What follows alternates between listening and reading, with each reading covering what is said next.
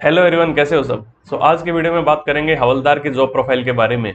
अभी recently SSC ने जो वैकेंसीज निकाली हैं एमटीएस और हवलदार की, जिसमें हवलदार हैं सीबीआईसी और सीबीएन में, यानी आपका central board of indirect taxes and customs और सेंट्रल ब्यूरो ऑफ नारकोटिक्स, इन दो डिपार्टमेंट्स के अंदर हवलदार की जो है वैकेंसीज अभी एसएससी ने डिक्लेयर की है। मैं अपनी पर्सनल बात करूं तो जब मैंने मुंबई कस्टम्स ज्वाइन किया था, जो मेरा पहला दिन था ज्वाइनिंग का, तो जब मैं ऑफिस गया तब मैंने हवलदार देखे थे फर्स्ट डे। तो पहले दिन जब मैंने इनको देखा तो मतलब मेरे दिमाग में आया कि पुलिस क्या कर रही है ऑफिस के अंदर, जगह जगह पे है ना यूनिफॉर्म में हवलदार थे।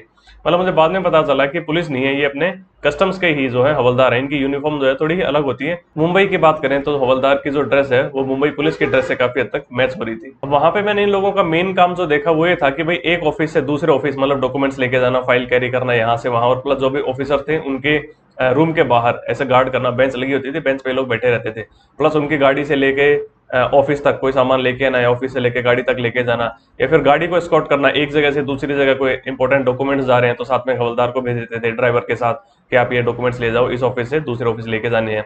इस तरीके की जो है इनकी जॉब प्रोफाइल थी। इनके सैलरी वगैरह की बात करें तो डिटो एक्जेक्टली वही है, 1800 ग्रेड पे जो एमटीएस का होता है। तो कल मैंने मेरे एक बैचमेट से बात की जो अभी भी फिलहाल मुंबई कस्टम्स में काम कर रहा है। मैंने उससे पूछा कि भाई अभी इनका जो हवलदार का जो है प्रमोशन का क्या सीन है, इनका नेक्स्ट प्रमोशन क्या होता है। तो उन्होंने बताया कि भाई अभी जो है इनका सिर्फ एक ही प्रमोशन रह गया है सीबीआईसी डिपार्टमेंट की बात करें तो। सेंट्रल ब्यूरो ऑफ नारकोटिक्स में मामला अलग है, उसके मैं बाद में बताऊंगा आपको। लेकिन सीबीआईसी में ही सेट की बस अब हवलदार से लेके हेड हवलदार पे उनका रिटायरमेंट है, यानी एक ही प्रमोशन इनका बचा हुआ है। ही सेट के पहले प्रमोशंस होते थे, लेकिन अब इसके अंदर जो है सीबीआईसी डिपार्टमेंट की बात करें तो जो है प्रमोशंस नहीं है। और मेरे एक और फ्रेंड हैं जो नारकोटिक्स के अंदर इंस्पेक्टर है। मैंने उनसे जब पूछा कि भाई आपके यहाँ पे जो हवलदार है उनका क्या कुछ काम रहता है और क्या कुछ जो प्रोफाइल है, तो ही सेट की इतना वर्कलोड नहीं है हवलदार की पोस्ट पे बात करें तो। मतलब उन्होंने ये बात भी बताई कि हवलदार जो है वो बहुत कम रह गए उनके डिपार्टमेंट के अंदर। ही सेट की जहां तक उनका अंदाजा है पिछले 15-20 साल से जो है कोई हवलदार की रिक्रूटमेंट हुई नहीं है, यानी कि जो पुराने वाले हवलदार हैं सिर्फ वही है अभी डिपार्टमेंट के अंदर, या फिर वो हवलदार ही आए थे इन 15-20 सालों में। जैसे कोई हवलदार एक्सपायर हो गया तो उनके बेटे को उनकी जगह लगा दिया गया, इस तरीके से। यानी हवलदार की बहुत ज्यादा शॉर्टेज है डिपार्टमेंट के अंदर, और प्लस सुपरिटेंडेंट्स की शॉर्टेज है। इंस्पेक्टर्स और एसआई जो है वो काफी मिल जाएंगे यहाँ पे। तो उन्होंने बताया कि सेंट्रल ब्यूरो ऑफ नारकोटिक्स के अंदर हवलदार के बाद जो नेक्स्ट प्रमोशन है वो डायरेक्ट एसआई का है, यानी सब इंस्पेक्टर का। तो आई सेट की ऐसा नहीं है क्या कि भाई पहले हवलदार, फिर हेड हवलदार, फिर एएसआई, फिर एसआई। ही सेट नहीं, ऐसा कुछ नहीं है। यहाँ पे हवलदार और हवलदार के बाद फिर सीधा प्रमोशन एसआई का, यानी कि सब इंस्पेक्टर इन नारकोटिक्स। लेकिन इस प्रमोशन में बहुत टाइम लग जाएगा, इस 15-20 साल तक भी जो है चीजें जाएंगी आराम से। प्लस यूनिफॉर्म की बात करें तो इस डिपार्टमेंट के अंदर भी यूनिफॉर्म, और प्लस इनको 5000 रुपए है जो है हर साल जुलाई महीने में यूनिफॉर्म अलाउंस भी मिलता है हवलदार को। काफी बच्चे पूछ रहे थे इसके मेडिकल के बारे में। सो देखो जो नोटिफिकेशन है इसके अंदर मेडिकल का कोई जिक्र नहीं है। कुछ बच्चे आई साइट के बारे में पूछ रहे थे कि भाई आई थोड़ी वीक हो तो। देखो एसएससी ने ऐसा कुछ भी डिक्लेयर नहीं किया अभी तक। इन्होंने सिर्फ जो रिक्वायरमेंट मांगी है वो है इनकी फिजिकल की। फिजिकल में इन्होंने कहा है कि भाई आपको 1600 मीटर जो है वॉकिंग करनी है 15 मिनट में, और आधे घंटे में आपको 8 किलोमीटर जो है साइकिलिंग करनी है। प्लस उन्होंने कहा कि हाइट जो है मेल्स की मैं बात कर रहा हूँ 157.5 सेंटीमीटर होनी चाहिए। प्लस आपकी चेस्ट जो है मिनिमम 76 सेंटीमीटर होनी चाहिए, और एक्सपेंशन इसमें एटलीस्ट 5 सेंटीमीटर का होना चाहिए। तो 10th बेस इसकी क्वालिफिकेशन है। तो इस नजरिए से देखें तो काफी एक डिसेंट पोस्ट है।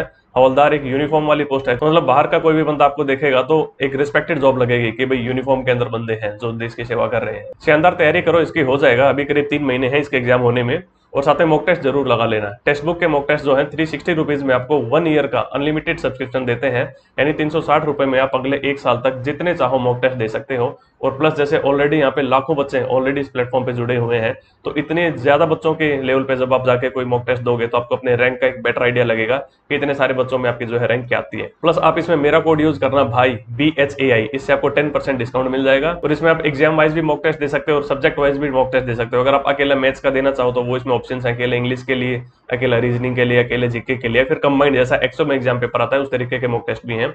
प्लस जो पास्ट पेपर्स में जो मॉक टेस्ट के क्वेश्चंस आए थे उन क्वेश्चंस का भी इसके अंदर इस्तेमाल किया गया है, और एग्जैक्टली जो पास्ट पेपर्स है उनको भी मॉक टेस्ट के रूप में यहाँ पे कन्वर्ट किया गया है। So moral of the story is exam oriented mock test का जो लेवल है वो आपको इस प्लेटफॉर्म पे मिल जाएगा। मेरा कोड BHAI भाई यूज करना, आपको 10% यहाँ पे ऑफ मिल जाएगा। सरकारी नौकरियां देखो यार अब बहुत कम रह गई हैं। और हवलदार की बात करें तो जो अभी एसएससी ने वैकेंसीज निकाली हैं, ये मतलब फर्स्ट टाइम एसएससी जो इसको निकाल रही है, और ये भी करीब 3600 इसकी वैकेंसीज आ रही हैं।